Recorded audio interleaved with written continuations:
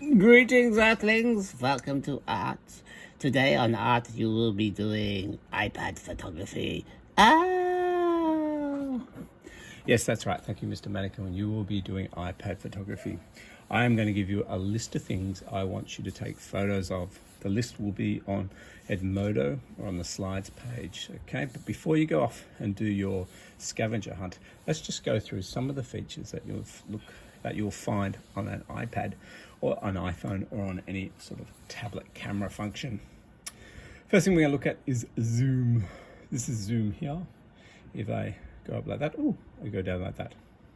I go up like that, I go down like that, and you get a bit dizzy. Ooh. Don't do that. Don't do that. Just when you zoom in, what it does is that it takes away a lot of information. Like a lot of pixels get done, and you end up with a really sort of grainy type effect. It looks a bit out of focus. It's really hard even to focus. It's the best you can get. So always have your zoom setting on the lowest possible setting.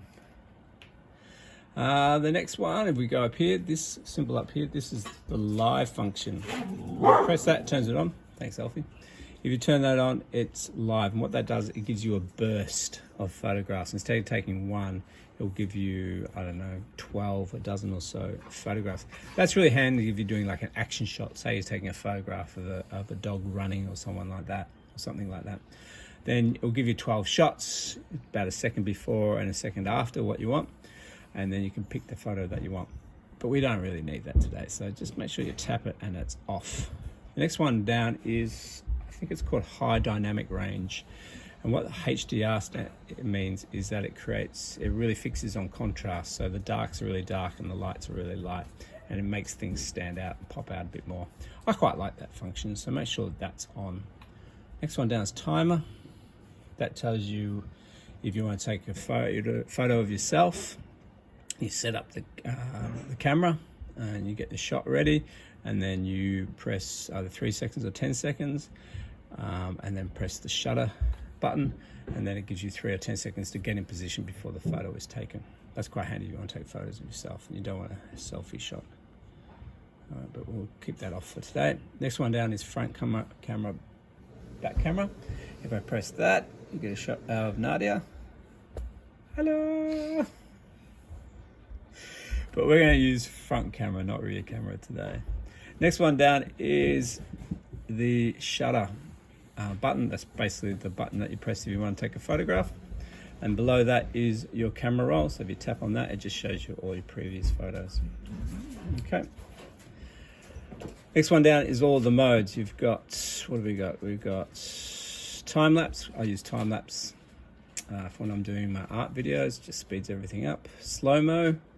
Don't use that too much. That's if you want to do something that's quite explosive and you want to show it slowed down. Video, pretty self-explanatory. Photo, which is what we're on to today. Square crops the shot. That could be interesting if you want to have a go. And pano is panorama. And what you have to do is hold it still, and you just sort of move the camera really slowly as you go around, and you've got to keep the arrow on the horizon line. It goes that way when you're doing it. I wouldn't worry about panorama today. All we're worried about is the photo. And the last thing, the most important one, well, apart from the shutter button, is your focus button. So if I want to focus on my friend here, I want him to be the subject, or her to be him to be the subject of what I'm doing. What I do is I tap on him, and it's focusing mainly on his head, and the little yellow square comes out, and that shows that it's in focused, and I take my photograph. If I want to focus on something else, say I want to focus on the leaf, I don't know why I'd focus on the leaf. Maybe if I'm doing this, maybe I'm putting him there, and I want to more interested in the leaves rather than the person. I tap on that and then press the button. That takes the photograph, and it makes everything else a little bit more blurry. If I want to focus back on the man and I just want something in the foreground a bit blurry, which looks quite nice to have blurry stuff in the front, I press that, gives me that. Okay, pretty straightforward. Have fun, have a play, take care of your iPad, make sure it's in a good case.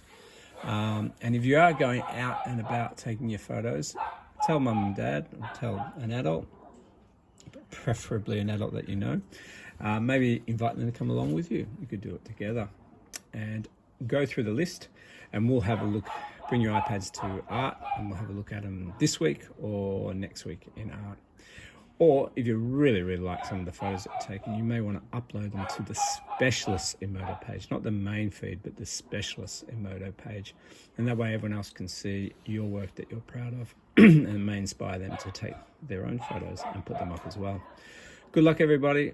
I'll see you later in the week. Bye.